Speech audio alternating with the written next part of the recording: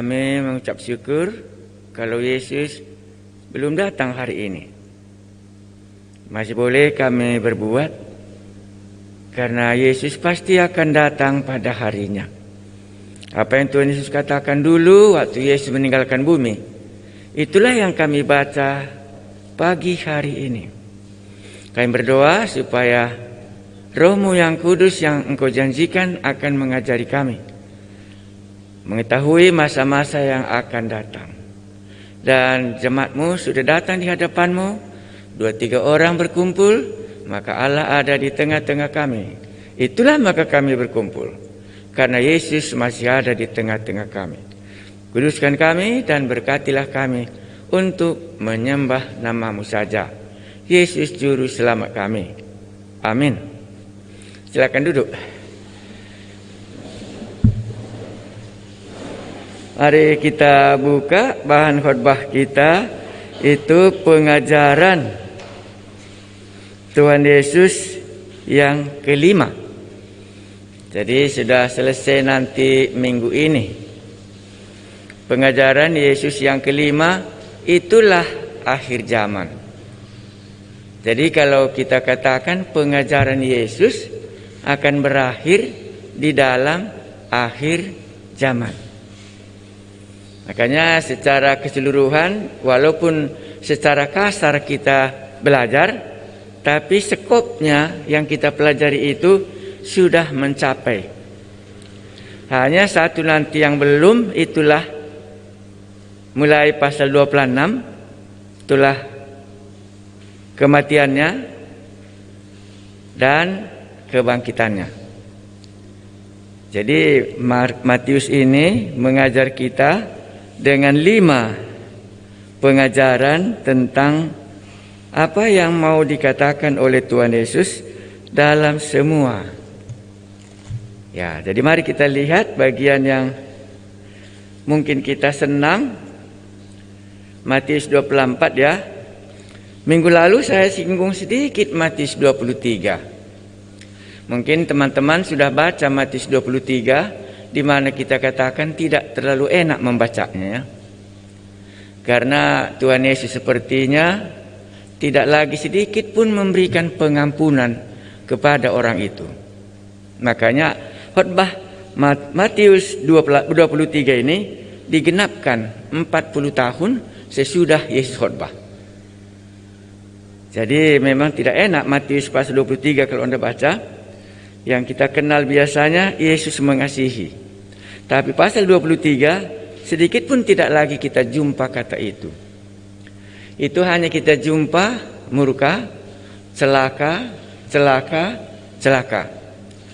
Jadi dalam bagian itu kita juga diajar supaya kita sebagai orang Kristen tahu dua-dua. Tahu kita berkat, tahu kita celaka. Supaya seimbang dia. Seperti ibu-ibu masak, kalau asin saja toh nggak enak juga, pedas juga nggak enak juga.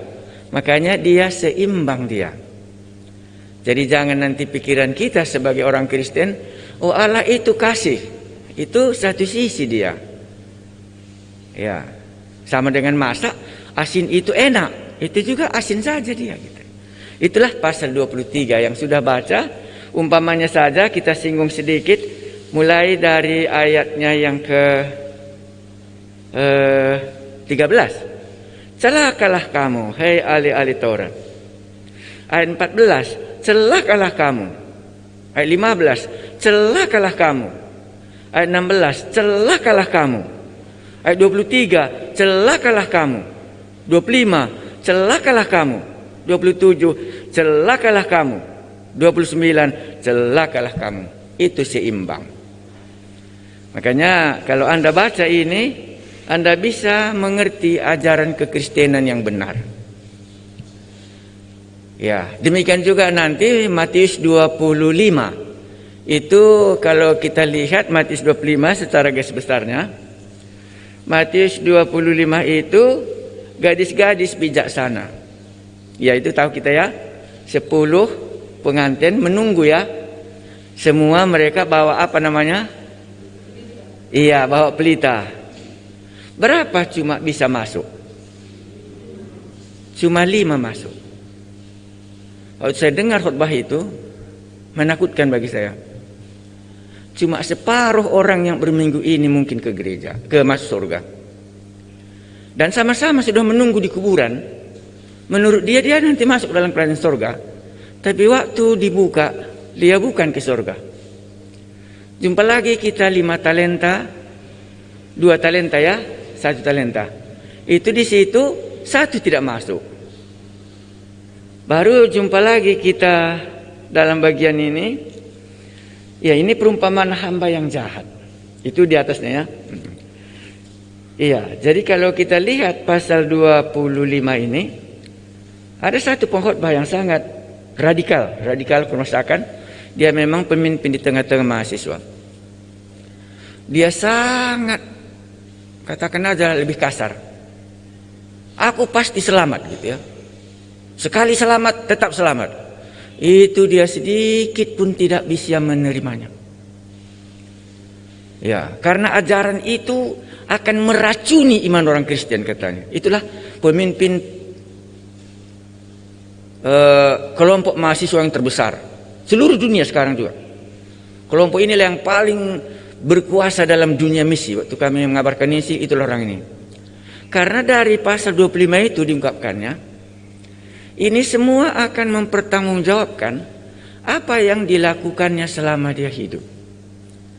Kita orang Kristen sering kita lupa apa nanti yang seharusnya aku pertanggungjawabkan waktu aku menghadap Yesus. Itu dikupasnya sekali. Itu dikupasnya sangat bagus sekali. Kita cuma aku telah terima Tuhan Yesus, ore. Padahal nanti waktu dibangkitkan, enggak aku kenal kau katanya. Karena menurut Bapak itu, menurut dia menguraikan ini ya, adakah pohon yang baik tidak menghasilkan buah yang baik? Gitu. Makanya kalau pasal 25 Anda baca ke belakang, itu mengungkapkan semua perbuatan orang yang katanya sudah bersedia menunggu kedatangan Tuhan Yesus. Kan tadi 10 ya, sama-sama mereka menunggu ya. Tidur, kan itu namanya mati ya, sudah mati. Bangkit katanya. Rupanya yang 5 cuma selamat. Apalagi dikatakannya saya minta sedikit minyak katanya kan. Oh, kami nggak cukup minyak katanya. Dibilang situ apa? Keselamatan itu nggak bisa diminta nanti. Maka sekarang ini harus dipersiapkan. Kurasa itulah kurasa khotbah yang seimbang. Ya, makanya kita bisa bayangkan, oh begini ceritanya. Makanya jadi kalau kita balik, berarti Matius ini di pasal 13 pun ada perumpamaan. Itu hubungannya dengan Matius pasal 12 ya, karena mereka sudah berbuat dosa dalam menghujat Roh Kudus ya. Nah, itu maka kemarin ada ditanya, apakah orang Farisi ini mengenal Roh Kudus? Padahal pada Yohanes pasal 16 kita tadi malam kan belajar Roh Kudus dalam pemuda. Iya benar, orang Farisi itu tahu tentang Roh Kudus, orang Saduki yang tidak tahu. Makanya Yesus pakai istilah itu menyatakannya kepada dia bahwa kamu ini sudah menentang Roh Kudus dan mendustai Roh Kudus. Orang Farisi percaya Roh Kudus, orang Sadukinya tidak. Karena Roh Kudus kan sudah ada sejak mulai Kejadian pasal 1 ya. Roh Allah melayang hanya untuk murid-murid, baru pasal 16 diajarkannya. Itu antara Bapa, Anak dan Roh Kudus. Bapa mengutus Anak, Bapa mengutus Roh Kudus. Itu yang mau diajarkannya di situ, dan itu khusus untuk murid-murid. Tapi kalau di Matius pasal 12 itu khusus untuk orang Farisi yang mengatakan Yesus mengadakan mujizat. Mereka katakan, oh ini bukan Roh Allah yang melakukannya. Oh ini Beelzebul, kuasa setan katanya ya. Nah itulah maksudnya melawan pekerjaan Roh Kudus di dalam hati orang Farisi itu. Gitu. Terima kasih banyak, itulah garis besarnya. Karena minggu depan kita tidak lagi khotbah tentang akhir zaman, tapi mungkin kita akan pilih bagian-bagian untuk menolong pengertian kita lebih luas pengajaran Tuhan Yesus dalam Injil Matius ini. Jadi konsep kita lengkap kita baca. Jadi akhir zaman pasal 25 itu namanya orang meninggal sudah menunggu semua. Bahwa pengantin laki-laki akan datang. Makanya bangun katanya. Waktu dibangunkan, rupanya 5 cuma yang ada persiapannya. Ya, yang 5 ikut dia gereja gitu, ikut dia dibaptis. Tapi waktu dibuka, nggak bisa dia masuk. Anda ingat apa dikatakannya? Kalau baca, siapa kamu? Aku tidak mengenal engkau. Kan itu dikatakan waktu dia ngetok pintu ya. Oh, aku tidak mengenal kamu katanya. Menurut dia sudah menunggu kedatangan, kan dikenal ya. Tetapi Yesus katakan, aku tidak mengenal engkau. Makanya ya Paulus seringkali katakan yang lebih baik bukan aku mengatakan mengenal Allah, tapi jauh lebih baik Allah yang mengenal aku.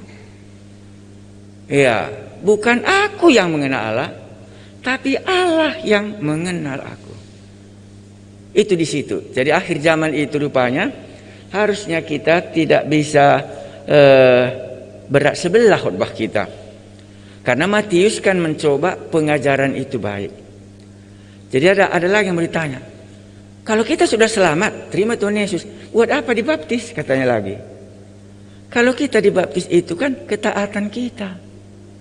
Pergilah, jadikanlah semua bangsa menjadi muridku, dan baptislah mereka di dalam nama Bapa, Anak, dan Roh Kudus. Karena waktu kita percaya, bisa kita belum mengerti 3 hal ini. Bapa mengutus Yesus, Yesus diutus, Roh Kudus yang membuat kita bisa percaya. Jadi waktu dibaptiskan atas nama Bapa, atas nama Yesus Kristus Juru Selamatmu, atas nama Roh Kudus yang tinggal di dalam hati kamu. Jadi baptisan itu merupakan doktrin yang paling lengkap yang diajarkan dalam momen yang sakramen itu. Makanya kita cuma 2 sakramen. Sakramen baptisan dan sakramen perjamuan kudus. Lain enggak? Ya, karena ini semua melambangkan kita mati bersama dengan Kristus. Allahku itu adalah Bapa, Anak, dan Roh Kudus. Nah, sakramen perjamuan kudus, lakukanlah ini mengingatkan akan aku sampai aku datang kedua kali. Ya. Cukup bagus kurasa. Jadi kalau kita seimbang membaca Alkitab, itu kurasa yang paling cocok. Karena Matius kan mengajar ya, jadi dia bukan satu poin yang mau disampaikannya seperti Yohanes. Kalau Yohanes kan cuma satu poin mau disampaikan dalam pengajarannya. Apa itu satu poin, Pak? Allah menjelma menjadi manusia. Itu yang mau diajarkannya, satu ini saja. Makanya pada mulanya adalah firman-Nya. Firman itu bersama-sama dengan Allah. Firman itu menjelma menjadi manusia dan diam di antara kita. Hai Lazarus, bangkitlah kau. Tidak tahukah kau bahwa akulah kebangkitan dan hidup?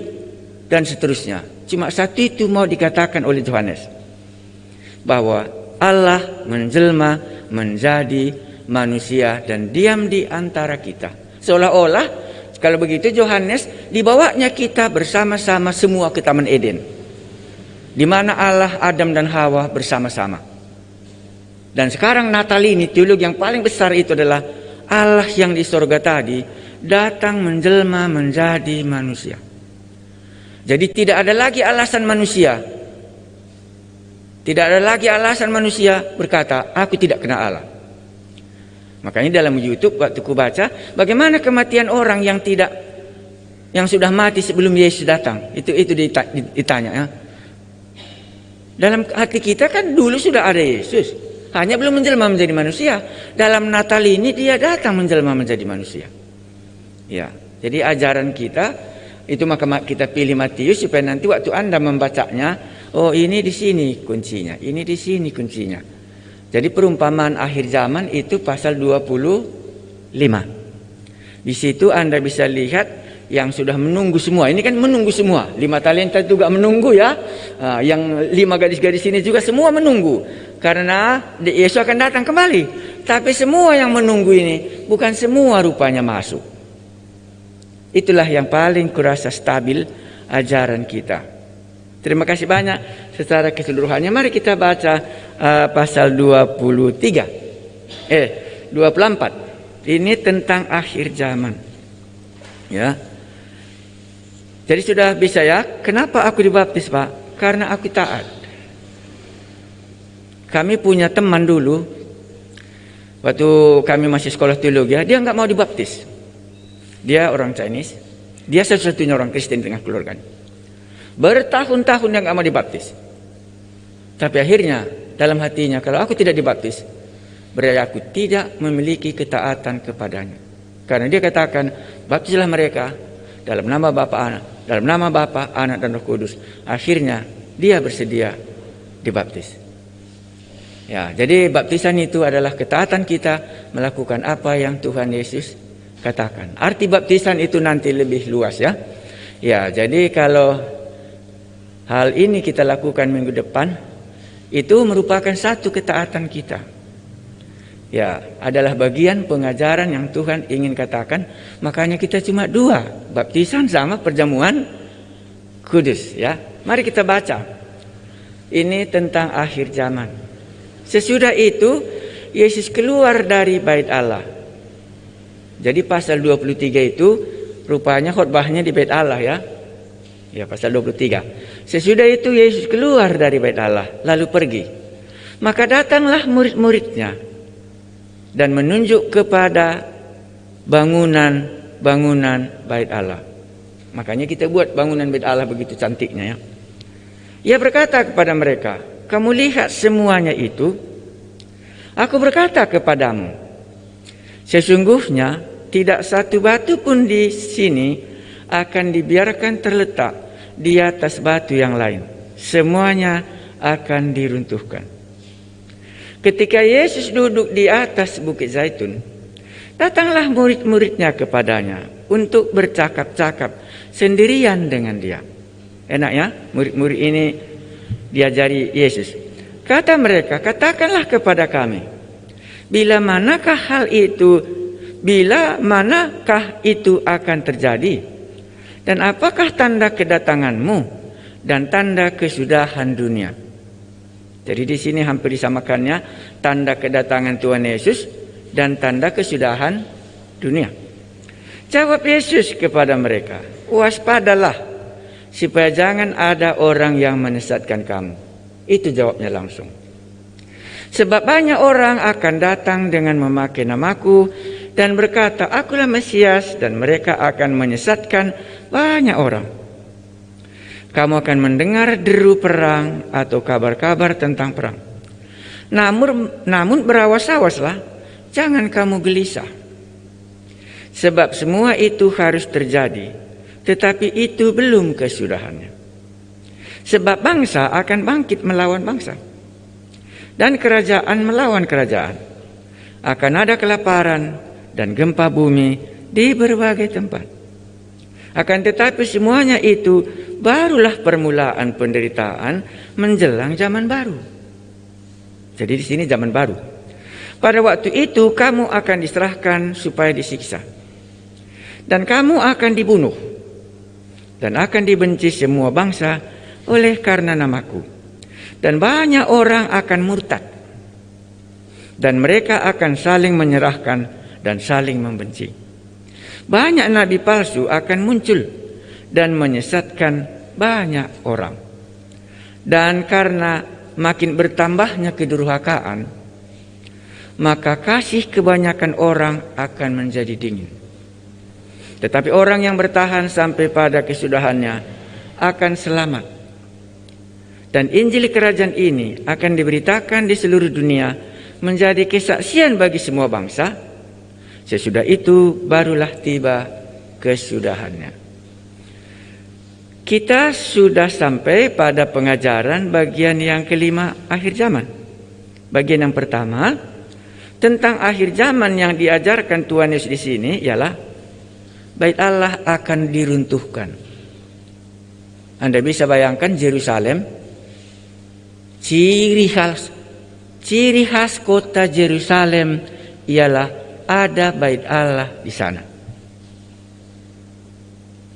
Itulah ciri khas orang Israel ada tempatnya menyembah Allah. Jadi bangsa-bangsa di sekitarnya itu semua mengetahui umat inilah umat yang satu-satunya punya Allah di sorga dan punya Allah di bumi. Dan itulah yang dikatakan oleh Tuhan Yesus akan dibinasakan. Maka dalam uraian ini, bagaimana perasaan mereka waktu Tuhan Yesus menyatakan bahwa bait Allah akan diruntuhkan? Ya, karena itulah salah satu alasannya makanya Yesus disalibkan. Karena Yesus menyatakan, runtuhkan bait Allah ini, maka dalam 3 hari aku akan membangunnya. Jadi bisa Anda bayangkan bagaimana megahnya kebudayaan penyembahan umat Israel pada waktu itu dengan tembok-temboknya yang begitu megah sekali. Tapi Yesus tidak melihatnya. Bahkan dia mengatakan, bait Allah ini akan diruntuhkan. Inilah permulaan kesudahan zaman. Jadi akhir zaman itu mulai waktu bait Allah itu diruntuhkan. Bagaimanalah perasaan umat Israel pada waktu itu, waktu dikatakan yang mereka sanjung-sanjung bahwa disinilah kami beribadah. Apalagi orang-orang Farisi, orang-orang Saduki, orang-orang imam-imam, semua termasuk bangsa-bangsa akan datang ke Yerusalem berduyun-duyun untuk beribadah. Kita ingat itu dalam Kisah Para Rasul, sida-sida dari Ethiopia ya, begitu jauhnya negaranya, berbulan-bulan baru bisa sampai di Yerusalem. Tapi datanglah dia beribadah ke situ. Dan Yesus katakan tanda akhir zaman yang pertama ialah bait Allah akan diruntuhkan. Maka di sini saya buat komentarnya. Berarti Allah tidak ada lagi di dalamnya. Kalau diruntuhkan rumah, kan sering kita lihat rumah sudah runtuh ya. Oh, ini pasti orangnya nggak ada lagi di dalam, maka rumahnya runtuh. Jadi orang Israel akan tahu masaknya, oh ini tidak ada lagi Allah di rumah yang besar ini. Itu tahun 70 kekaisaran Romawi Titus itu menghancurkan bait Allah itu. Dalam ceritanya karena banyak kali emas di bait Allah itu, bait Allah emas itu dicairkan. Sesudah dicairkan karena batunya itu bisa berton-ton satu, diamburkannya ke situ. Jadi orang mau mencari emas ini bukan meruntuhkan bait Allah ini, tapi akhirnya bait Allah menjadi runtuh karena mereka mencari emas. Maka tahun 70 hancur kalilah bait Allah itu. Mereka tidak pikirkan itu bait Allah, tapi mereka pikirkan ada emas di celah-celahnya ini semua. Akhirnya itulah caranya, metodenya menghancurkan bait Allah itu oleh kekaisaran Titus pada tahun 70. Berarti bagi umat Israel pada waktu itu sadar bahwa Allah telah meninggalkan bangsa ini. Ini sambungan dari pasal 23 tadi, celakalah kamu. Kalau tidak ada lagi bait Allahnya, maka Allahnya tidak ada lagi di situ. Lambang kehadiran Allah lenyap pada waktu itu. Ya, baru dilambungkan di sini, berarti Allah tidak ada lagi di dalamnya, makanya Allah menghancurkannya. Jadi kemana Allah? Nah ini kembali. Jadi kemana Allah kalau dia itu bukan lagi di Yerusalem, bukan lagi di bait Allah? Itulah Injil Yohanes. Kan kita tadi sudah berbicara ya. Itulah Injil Yohanes.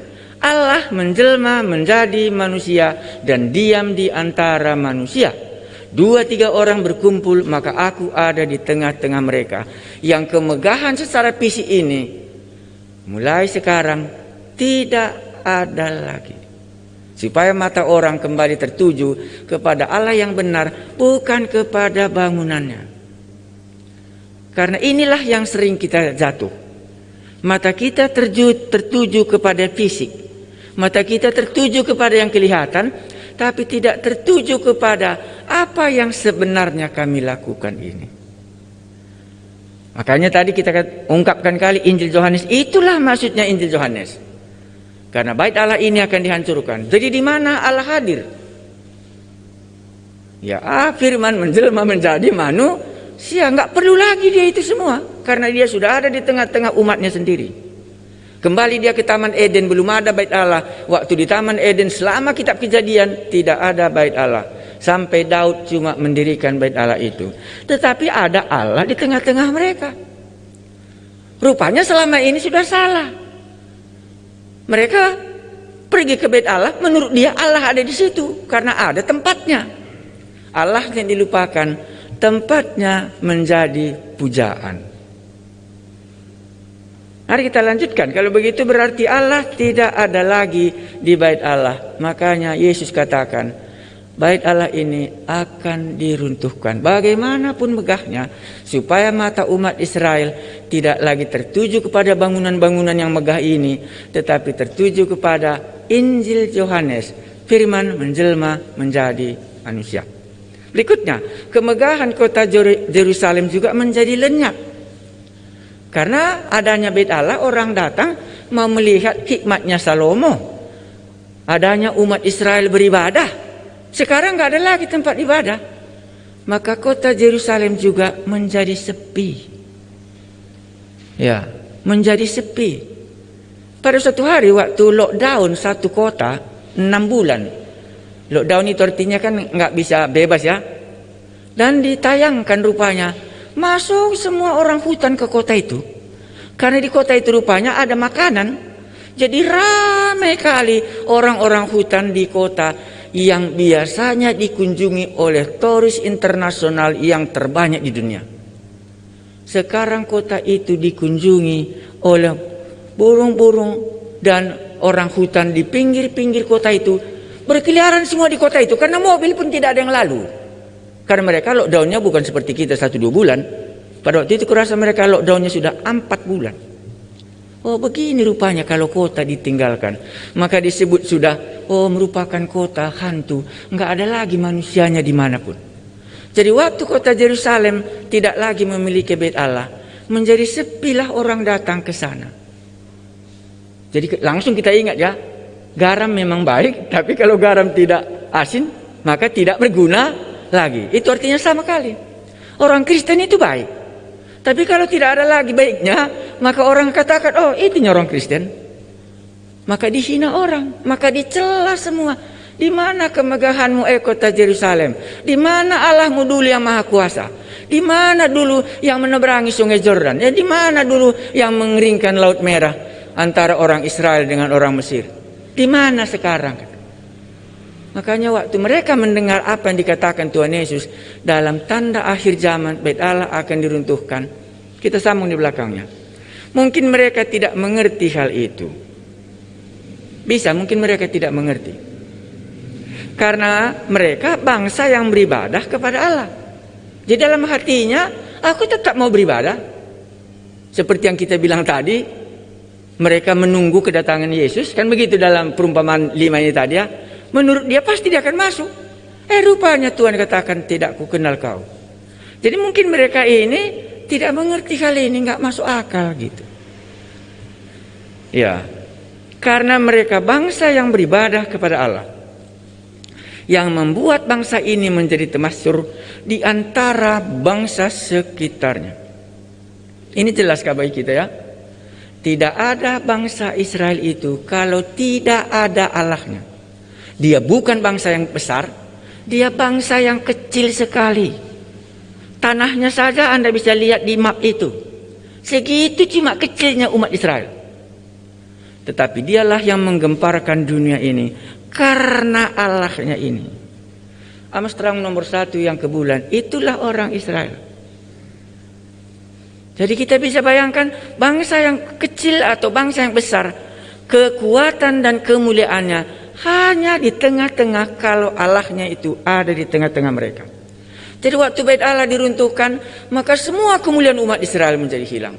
Dia menjadi bangsa yang merantau ke seluruh daerah pada tahun itu. Karena nggak tertahankan lagi karena aniaya menimpa mereka. Sampai ke seluruh penjuru dunia sudah mereka harus melarikan diri. Kalau tidak mereka akan binasa kalau mereka tetap tinggal di Yerusalem. Inilah tanda kedatangan Yesus yang kedua. Dan itu sudah berlalu pada tahun 70. Mari kita lanjutkan. Apakah bisa kita lihat? Kita juga sama, kita tidak akan ada nilai kita. Kalau garam tidak asin, tidak ada nilainya. Waktu saya dengar orang agama lain membangun gereja, kawanku dari Australia komentari, manakah ada yang lebih baik lagi, katanya. Karena orang yang lain yang membangun gereja ini, karena sudah bocor nggak bisa diperbaikinya. Baru aku nggak bisa komentari. Bagi aku siapakah orang Kristen itu? Kan bukan bangunannya menurut aku. Kalau memang garam tidak lagi asin, ya bagaimana bisa? Tapi mereka kasih komentar sama saya. Bagaimana, nggak bolehkah kalian membangunnya? Gitu. Kenapa orang lain yang membangunnya? Kita ini di mana kita? Gitu. Ya karena kawan kini memang agak bagian bagian mengerti banyak ya. Tapi saya kan tidak terlalu banyak mengerti. Hanya bagi saya garam maunya asin, itu aja. Kalau garam asin tidak perlu ditakutkan, bagaimanapun garam tetap asin, akan menjadi berkat dan menjadi kemuliaan di dunia ini, kan gitu. Tapi kalau garam tidak asin lagi, bagaimanapun dia akan dibuang, karena itu kata Tuhan, gitu ya. Mari kita lanjutkan. Itu tanda yang pertama. Tanda yang kedua, ayat 4 dan 8. Waspadalah, itu nomor 1 dikatakan Yesus. Waspadalah akan penyesatan. Itu yang pertama kali. Jadi kita mulai menyadari kalau akhir zaman itu nomor 1 dikatakan Tuhan Yesus, jangan kau disesatkan. Itu yang pertama kali dikatakannya sesudah bait Allah runtuh. Karena runtuhnya bait Allah kan tidak ada lagi standar ya. Karena semua sudah kacau balau. Jadi siapa lagi standarnya? Ya kan gak ada lagi. Ya. Nah makanya dikatakannya 4 itu apa? Jawab Yesus pada mereka, waspadalah supaya jangan ada orang yang menyesatkan kamu. Berarti ayat 4 ini kita harus hati-hati. Penyesatan yang paling rupanya berbahaya di dalam hidup kita. Wah gawat ya. Mari kita coba renungkan ini. Ya, aku sering merenungkan ini. Penyesatan. Ya. Kita tidak sadar kita sudah disesatkan karena kita sudah mengikuti jalan yang kita mau. Lantas kita sudah sesat gitu. Tapi menurut kita masih orang Kristen padahal sudah sesat kita. Seperti tadi, menurut dia menunggu pengantin ya. Betul dia menunggu pengantin. Tetapi waktu bangun, rupanya dia bukan menunggu pengantin. Dialah orang yang tidak dikenal oleh Yesus yang menunggu. Maka mari kita coba lihat, apakah sesat jalan pikiranku mengenai imanku ini? Gitu. Karena itu nomor 1. Ya, jawab Yesus pada mereka, waspadalah supaya jangan ada orang menyesatkan kamu. Nah makanya Natal kita coba doktrin Natal itu kuat kali, supaya jangan kita nanti sesat kita kepada perayaan. Karena kita ambil Natal itu Injil Yohanes. Ya. Mari kita baca 5. Sebab banyak orang akan datang dengan memakai namaku dan berkata, akulah Mesias. Dan mereka akan menyesatkan banyak orang.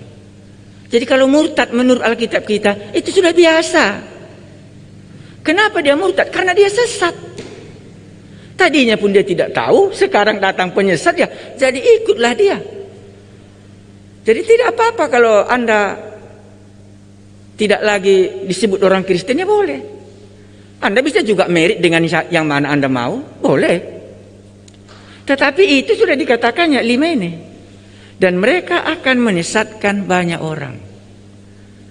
Jadi mari kita memikirkan, kalau ini ku ambil tindakanku, apakah ini sudah masuk aku di jalan penyesatan yang dibuat oleh orang lain?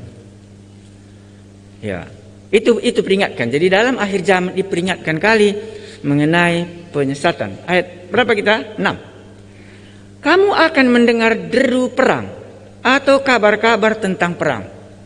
Surat kabar sekarang ini mau muncul perang dunia ketiga katanya terus ya. Ya, namun berawas-awaslah, jangan kamu gelisah. Ini bedanya murid Yesus. Karena Yesus sudah kasih tahu itu. Kamu akan mendengar perang dan perang dan perang dan perang. Tapi jangan kau gelisah hal itu. Nggak perlu kita gelisahkan itu. Itu bedanya di sini. Sebab semuanya itu harus terjadi. Harus terjadi. Tetapi itu belum kesudahannya. Jadi ada satu pengkhotbah, jangan harapkan dunia ini lebih aman. Ya, jangan harapkan dunia ini lebih aman. Kalau kita baca, waktu Yesus datang kedua kali, inilah yang pertama. Karena itu janganlah kamu gelisah, karena itu yang akan terjadi. Makanya kemarin, apa isi Alkitab mama itu kok kemana-mana dibawanya, katanya kan. Kita sederhana menceritakannya. Oh, Alkitabku ini nak mengatakan dari mana datangnya manusia dan kemana perginya manusia. Alkitabku itu nak mengatakan bagaimana Allah menciptakan dunia dan bagaimana Allah akan meruntuhkan dunia ini. Alkitabku ini nak mengatakan bagaimana dunia ini akan berperang, tapi Yesus belum datang gitu. Itu baru permulaan. Itu yang dikatakannya ayat 7. Sebab bangsa akan bangkit melawan bangsa. Anda bisa lihat ya. Apa alasannya? Kadang-kadang lebih kecil bangsa dengan bangsa berperang daripada anak kecil berkelahi dengan kelerengnya. Tak ada yang dipikirkan, tapi bisa hal yang kecil betul bisa terjadi peperangan yang besar. Nah, makanya di sini dikatakannya sebab bangsa akan bangkit melawan bangsa. Muncul di dalam hatinya untuk melawan bangsa yang lain dan kerajaan melawan kerajaan. Akan ada kelaparan dan gempa bumi di berbagai tempat. Memang tahun kita ini sejak tsunami Aceh belum pernah dalam sejarah dunia. Inilah yang paling banyak kali bencana alam. Ya, makanya mereka rapat supaya udara menangani yang tidak beres ini. Mereka kumpulkan uang supaya terjadi penanaman pohon ya. Tapi Alkitab kita sudah katakan sebelum itu. Ya, dia sudah katakan itu akan terjadi banyak sekali berbagai-bagai kelaparan dan gempa bumi. Baru kita singkatkan sebagai orang Kristen. Kenapa hal ini terjadi? 8 poin. Akan tetapi semuanya itu barulah permulaan penderitaan menjelang zaman baru. Kalau saya mengungkapkannya ayat 4 sampai 8 ini, kenapa muncul penderitaan? Sama kali. Sebelum Yesus datang lahir di Bethlehem, orang Israel sudah ditindas betul-betul. Ya, Anda ingat itu suku Lewi ya. Orang Lewi itu mati sendiri, sudah menjadi pemungut cukai dia. Bangsanya sendiri pun sudah ditindasnya. Jadi mereka sangat mengharapkan dari mana datangnya pertolongan. Makanya datang Yohanes Pembaptis, menurut mereka itu sudah Mesias. Engkaukah Mesias itu? Karena begitu hati mereka berharap, kapan Allah kami yang dulu? Karena mereka kan punya pengalaman dengan Allah yang baik ya. Kapan Allah kami yang dulu akan menolong kami? Karena dia berjanji akan datang menolong kami. Itulah sebelum hari Natal. Hati umat Israel sudah bersedia kali menunggu kapan datang Allah. Karena penderitaan yang dialami mereka. Jadi waktu nanti penderitaan dunia ini, penderitaan kita ini besar, pasti harapan kita kapan bisa datang pertolongan. Maka kita sudah berdoa buat COVID. Tuhan sudah 2 tahun COVID ini. Apakah datang lagi COVID Omikron ini? Ataukah Tuhan bisa berhentikan? Karena sudah berat bagi kami. Kalau kita di sini beratnya kan cuma pakai masker ya. Kalau di dunia kan anak remaja itu banyak kali bunuh diri. Begininya hidup mak katanya. Bunuhnya dirinya. Sekolah pun tidak. Kemana-mana tidak bisa. Ya bunuh diri dia. Karena bagi dia hidup berbahagia. Sekolah pun tidak. Karena biasanya kalau mereka sekolah, masuk pagi-pagi jam 8, pulang jam 6 sore. Jadi di sekolah itu mereka sangat berbahagia. Ada kolam renang, ada restoran, ada makanan, ada semua game. Sesudah capek baru mereka pulang. Sekarang tutup semua, apapun tidak ada. Di rumah cuma sendiri, main game semua. Ya bosanlah mereka. Kalau kita di sini kan nggak terlalu, karena memang biasa pun kita enggaknya seperti itu cara kita hidup. Jadi penderitaan ini akan memungkinkan mata kita tertuju. Kapan Yesus datang kedua kali ya? Supaya semua penderitaan ini akan berakhir. Mari kita lanjutkan, inilah bagian yang kedua. Bagian yang ketiga. Ayat 9 sampai 13. Penyiksaan akan murid Tuhan Yesus. Dan terjadi murtad.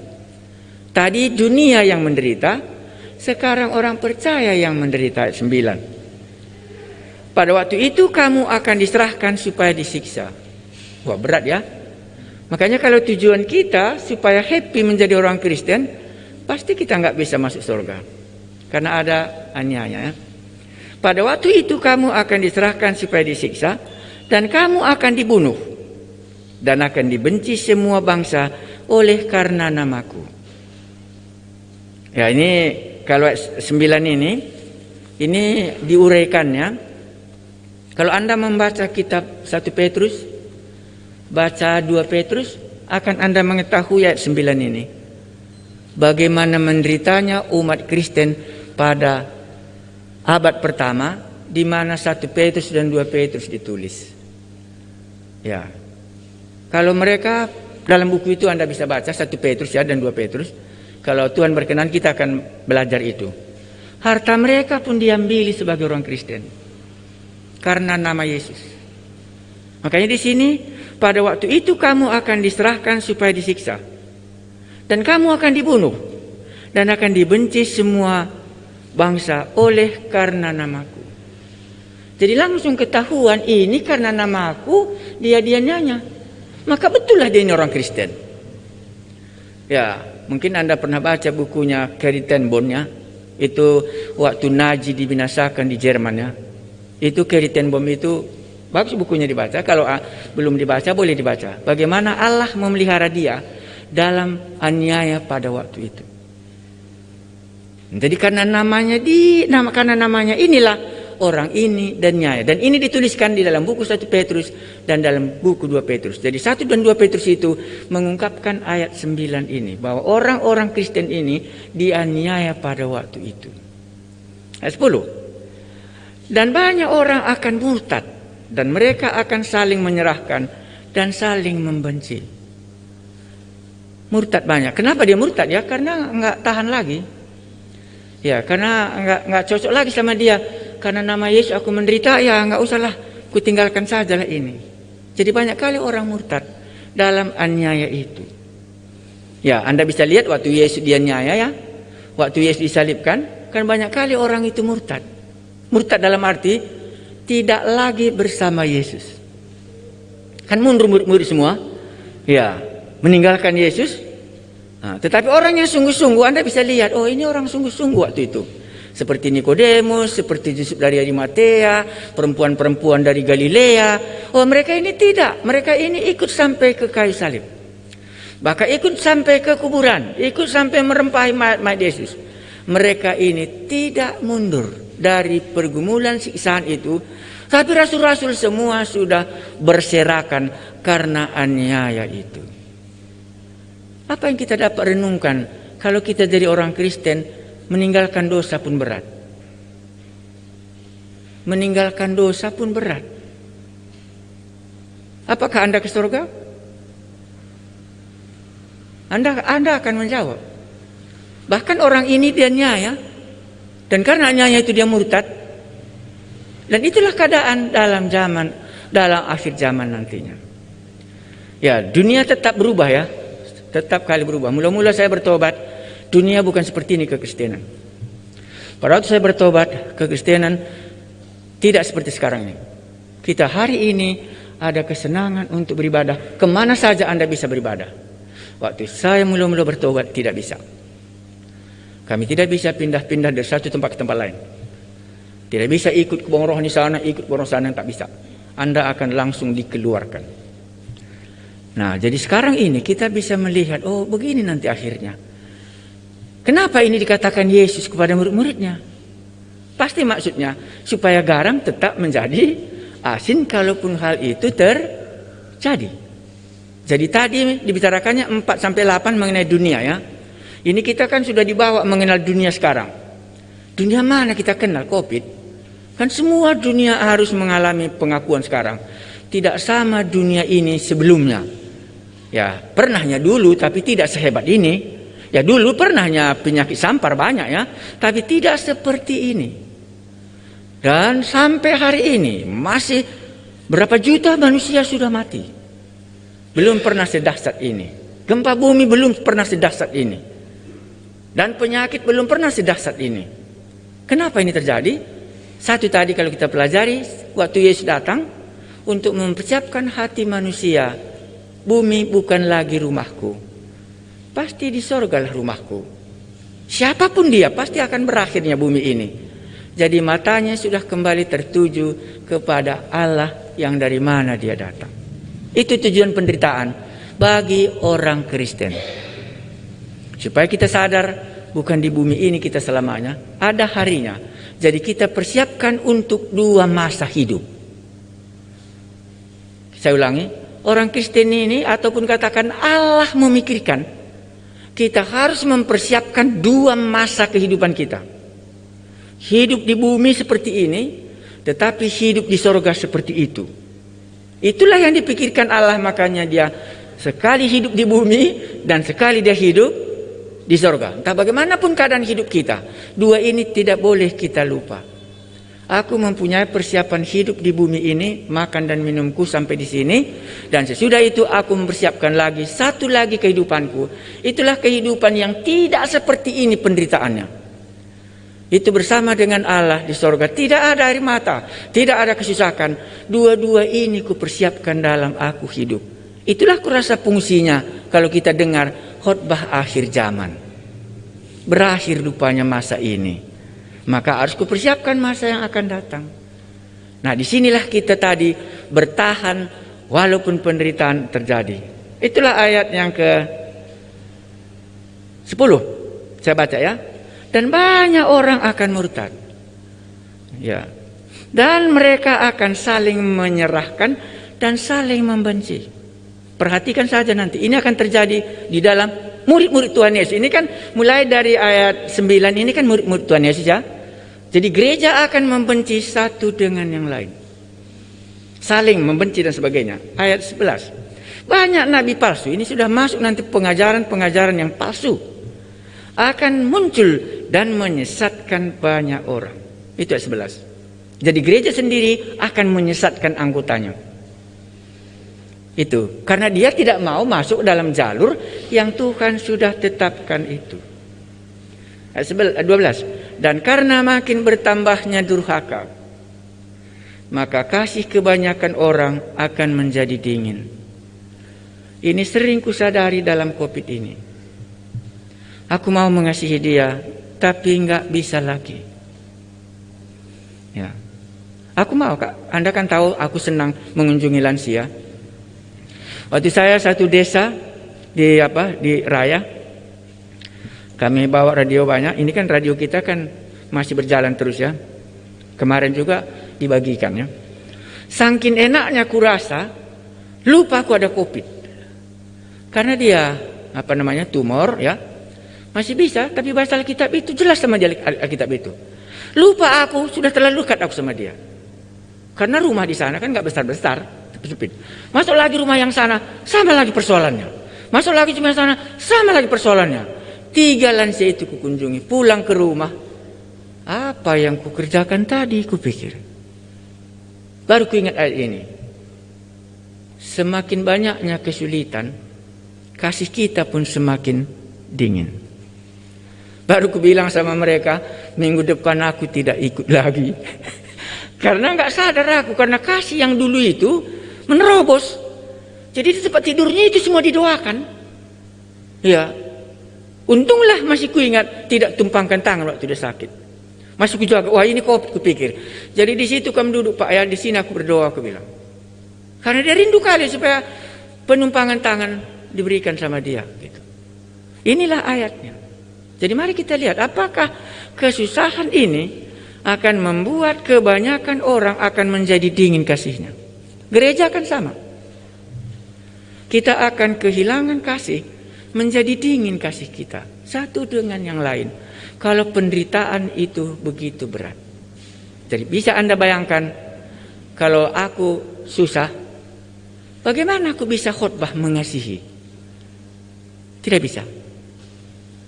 Makanya kasih kita akan dingin kalau penderitaan banyak kita alami. Itulah sebabnya. Jadi kalau Anda tanya, jadi kalau itulah sebabnya rupanya Yesus datang pada waktunya. Karena pada waktu itulah manusia semua merindukan kasih dari Allah. Dan tepat kali Yohanes 3:16, Allah mengasihi dunia, langsung disambut semua karena sudah membutuhkan kasih Allah yang sesungguhnya. Mulai dari kitab Kejadian sampai selamanya tak ada cerita itu. Belum pernah keluar Yohanes 3 ayat 16. Hari ini telah lahir bagimu di kota Daud seorang juru selamat. Hari ini berilah namanya Yesus, karena di dalamnya dosamu diampuni.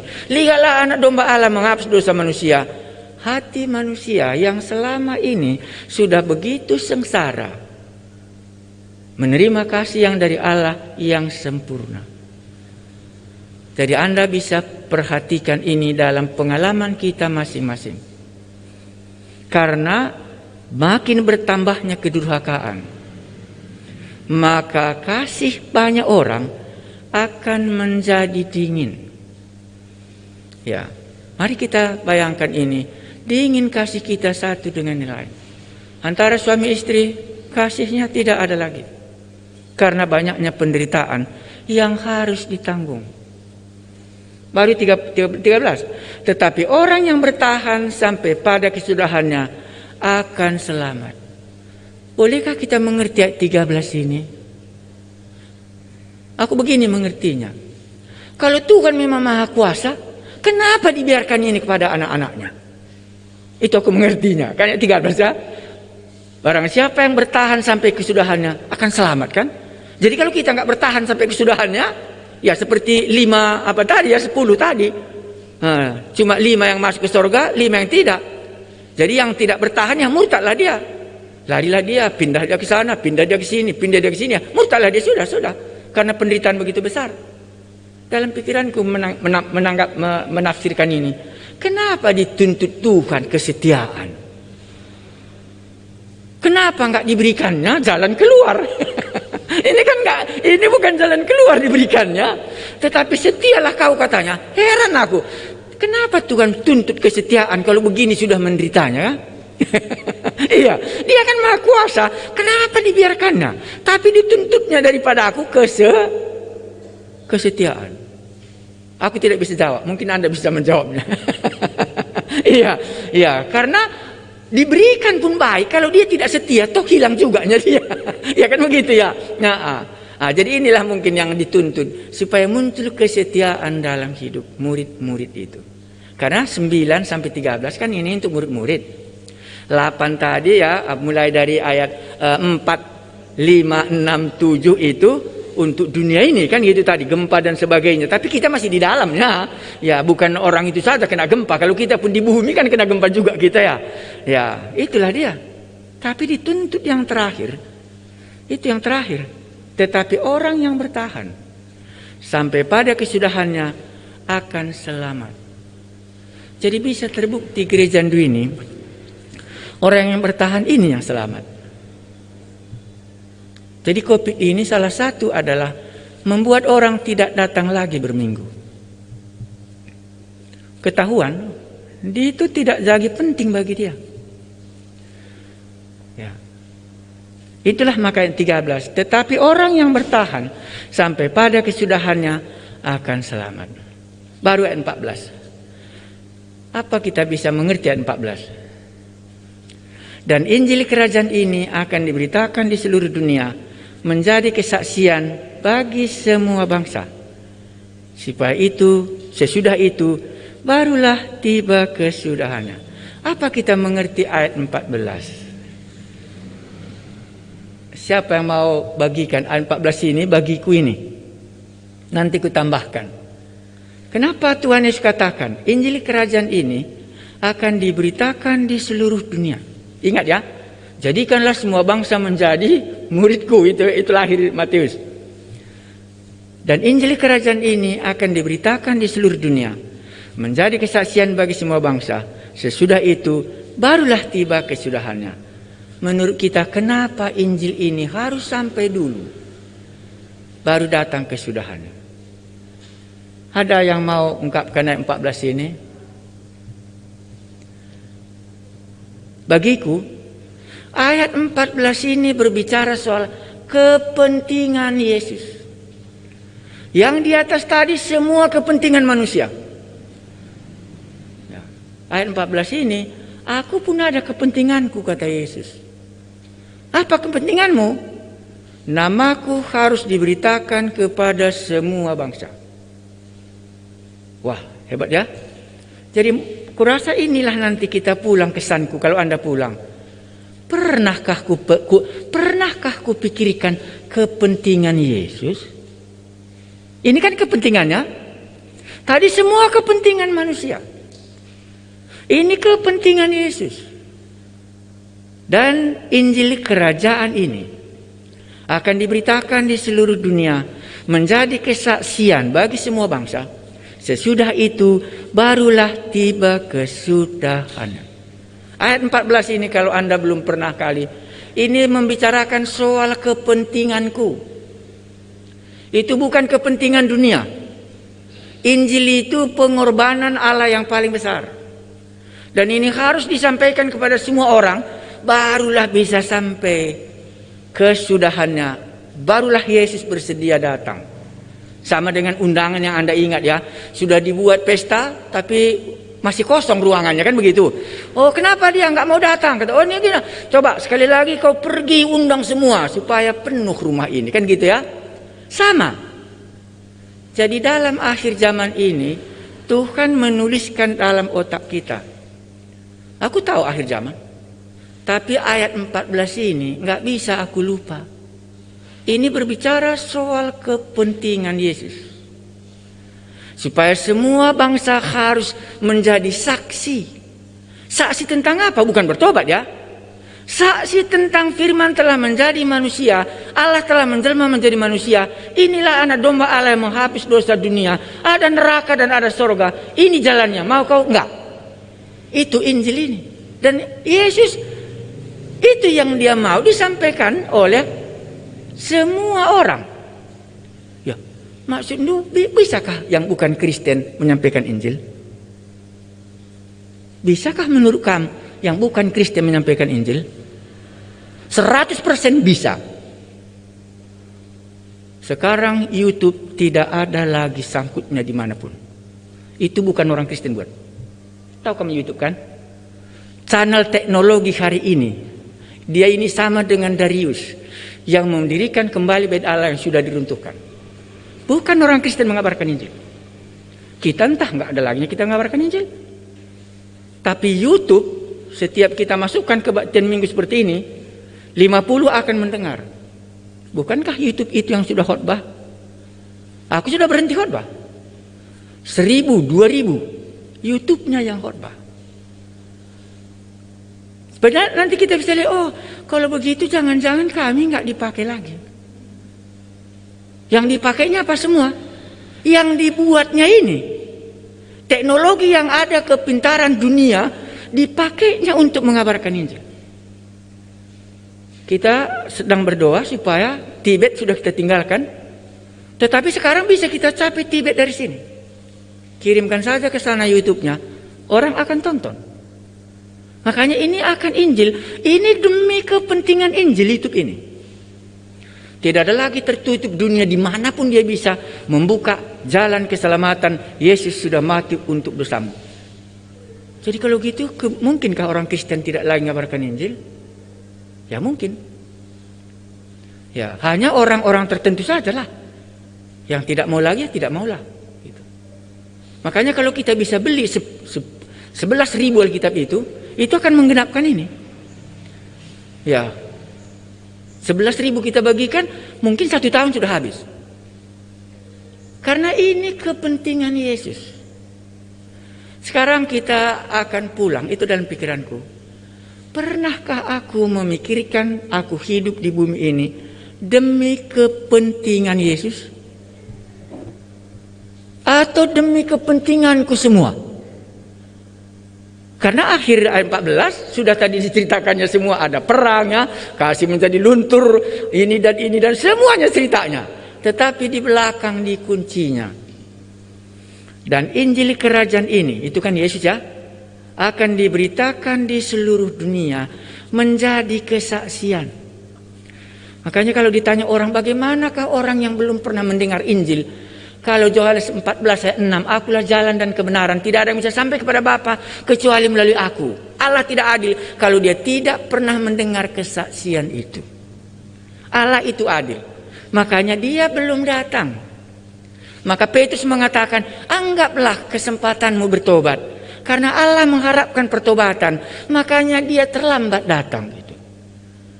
Nah, ini jarang dikhotbahkan orang. Dikhotbahkan orang cuma kedatangan Yesus. Oh, apalagi, oh ada gambar Yesus di dinding kata. Kan penesat itu ya. Masa Yesus di dinding? Tambah rendah kali dibuatnya Yesus. Sudah menjelma menjadi manusia. Kok gambar-gambarnya sekarang sudah real, menjelma lahir di kandang domba selama 30 tahun dia di bumi. Tidak akan ada lagi gambar-gambar itu semua. Kalau itulah penyesat tadi. Tapi orang suka juga mendengarkannya karena memang dia sesat. Akhirnya disesatkanlah dia, kupikir. Firman telah menjelma menjadi manusia, nggak ada lagi bayangan. Ya, inilah dia kurasa. Bolehkah kita ambil ayat 14 ini, renungan kita dalam akhir zaman ini dan akhir tahun ini. Ya, kita harap ya iman kita mungkin mulai terangkat sedikit ya. Mungkin sudah berhentinya COVID ini Tuhan gitu ya. Ya. Karena aku lihat YouTube itu 2 tahun yang lalu dimulai. Waktu aku baca tahun 2000 tahun sebegini kebang rohaninya ini begini gini. 2 tahun sudah. Apakah Injil ini sudah sampai kepada semua bangsa? Maka kita akan berpikir kalau begitu, kalau ku dengar khotbah akhir zaman, kalimat yang terakhir dikatakannya, mesti aku memikirkannya kepentingan Allah sampai dia datang. Karena kalau kepentingannya enggak kuurus, dia tidak akan datang. Mana bisa datang pemimpin ke Medan ini kalau longsor Lokaban kan enggak? dia pergi ke ke Tanah Karo. Mana bisa kalau jalan masih enggak mungkin. Sama juga. Yesus katakan itu, kalau belum sampai Injil ini ke ujung bumi, nggak mungkin dia datang. Karena seberang sana belum mendengar Injil. Jadi bolehkah dalam doa kita, akhir zaman ini bagiku, akhir tahun 2021 ini bagiku, ku taruh kepentingan Yesus, entah 1% pun dalam hidupku, tapi ku taruh itu. Bagaimana aku membuatnya supaya ini menjadi bagian kepentingan Yesus? Setidaknya aku bisa mendoakannya. Setidaknya aku bisa mengatakan, apalagi sekarang jago kali orang namanya apa itu, mengisi di YouTube itu banyak ya. Iya, posting namanya ya. Iya, kenapa kita nggak postingkan kesaksian kita? Yang paling enak kulihat semua di Facebook itu ya, gambar yang enak-enak. Kenapa nggak dipostingkannya? Bagaimana dia bertobat? Kupikir. Itu menjadi pertanyaan. Oh, berarti dia tidak memasukkan kepentingan Yesus dalam postingnya ini, kupikir. Yang dipentingkannya semua foto-fotonya di Pulau Seribu, katanya tahu kalian Pulau Seribu? Karena orang Kabanjaya baru pergi ke daerah Singkel di sana, ada tempat wisata. Semua foto-foto mereka kulihat, oh cantik-cantik ini, kupikir. Bolehkah kita katakan itu negatif atau positif? Karena sekarang ini aku hati-hati mengatakannya. Seharusnya apa ditaruh di dalam? Ya, dipostingkanlah. Aku masih hidup sekarang. Beginilah cerita pertobatanku. Sehingga orang tahu bahwa kita bertobat. Dengan demikian kita juga akan menjaga diri kita bersih. Karena sudah kita postingkan, orang lain tahu bahwa kita sudah menerima Yesus. Inilah salah satunya kalau memang ada di dalam pikiran kita. Ku taruh kepentingan Yesus dalam pengabaran Injil. Karena aku nggak bisa pergi. Ini ada posting di sini. Ya kebetulan aku kan nggak ada posting-posting ya. Karena aku sibuk ya masuk begitu. Ya, tapi itulah kalau kita ambil ayat 14 ini kesimpulan kita pada minggu ini. Karena Yesus tidak akan datang kalau namanya belum diberitakan ke seluruh bangsa dan ke seluruh dunia. Makanya misi itu belum pernah ditinggalkan oleh Tuhan. Misi itu belum pernah kekurangan. Misi itu belum pernah kurang hikmatnya. Karena itu kepentingan Allah sendiri. Wah, ini jago-jago posting nanti sudah mulai pikir ini. Ya benar Tuhan, ku postingkan kok foto kulah semua. Mukaku yang cantik ini yang ditonton orang lah. Bajuku yang baru ini kah? Salah aku Tuhan. Tak masuk kau dalam bagian hidupku. Yesus tidak mengambil bagian dalam hidupku. Aku sajalah. Kau saja. Tapi kalau penting aku, mari bantu aku. Iya, itulah maksudku tadi. Makanya pasal 14 ini lama aku buat. Ya, Injil harus diberitakan sampai Yesus datang kedua kali. Ada aku baca di postingan satu, menarik bagi aku. Kuharap benar. Aku milik Yesus dan hambanya. Dalam hatiku, ini benarkah nanti? Kutunggu tanggal mainnya, aku pikir. Berani dia katakan itu. Aku hamba Tuhan dan aku hidup untuk Kristus. Taruhnya gambar bunga. Tuhan, ini maunya jadi. Jadi Anda bisa lihat bagaimana egoisnya manusia tadi di hadapan Allah kan. Yesus sudah mati dan dia sudah bangkit. Tapi waktu diposting gak pernah keluar apa yang dibuatnya dalam hidup kita. Semua kita sendiri yang dilihat orang lain. Allah yang ada di dalam diri kita ini seolah-olah kita sembunyikan. Yang penting adalah aku yang ke depan. Iya, makanya Yesus belum datang karena dia kan menepati janjinya. Kalau Injil belum sampai ke ujung dunia, aku belum datang. Jadi Anda bisa bayangkan, pantoslah Bapak Jusu ini misi. Oh, karena ada bagian Yesus dalam hidupnya. Alkitab buat, tulisan buat, translation buat, Natal buat, YouTube buat, supaya sampai ke semua orang lain. Itulah ayat 14. Jadi kalau bisa hari ini kita, oh benar Tuhan, kurasa benar apa yang kau katakan itu. Ya, pasti kau datang dan hidupku hari ini bukan untukku lagi. Ada kepentingan Yesus di dalam hidupku ini. Sampai disitulah renungan kita. Kita sudah mengakhiri 5 pengajaran Yesus ya. Terima kasih banyak. Ya, jadi kalau Anda berdoa, ya doakanlah misi. Aku belumnya belum give up dalam bahasa Inggrisnya ya. Masih semangat ya, masih ada apinya, belum terlalu tua walaupun sudah tua ya, tapi supaya sampai Injil ke ujung dunia. Doakan satu tadi, sudah lama aku rencanakan buat YouTube Tibetan. Sampai hari ini belum ada nafas. Ya, hubungan ke sana masih ada, tapi YouTube-nya belum jadi. Karena itu harus ada pemikiran yang berat gitu ya. Ya, karena Yesus tidak akan datang kalau Injil belum sampai ke ujung dunia. Jadi kemana kita pergi, bisa kita ungkapkan itu. Bahwa kepentingan Yesus harus kupikirkan dalam hidupku ini. Kita berdoa. Bagian kami telah kami dengar waktu Yesus mengajar murid-murid. Kami mengucap syukur kalau hari ini ada pengertian kami Tuhan tambahkan, yaitu Bait Allah di Yerusalem dihancurkan. Itu merupakan satu bagian Allah telah meninggalkan perjanjian lamanya. Dan dia masuk ke dalam perjanjian baru, itulah Natal.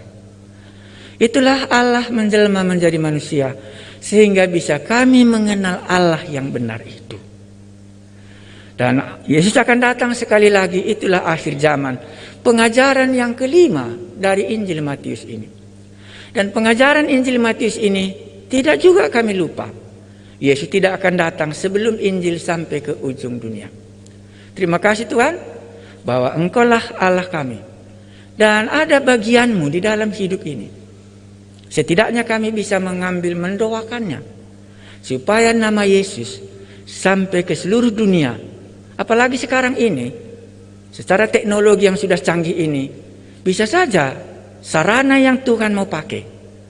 Berilah Tuhan kami, Yesus, hati kami menangkap firman-Mu ini. Terpujilah nama-Mu. Sekali lagi kami berdoa buat baptisan minggu depan.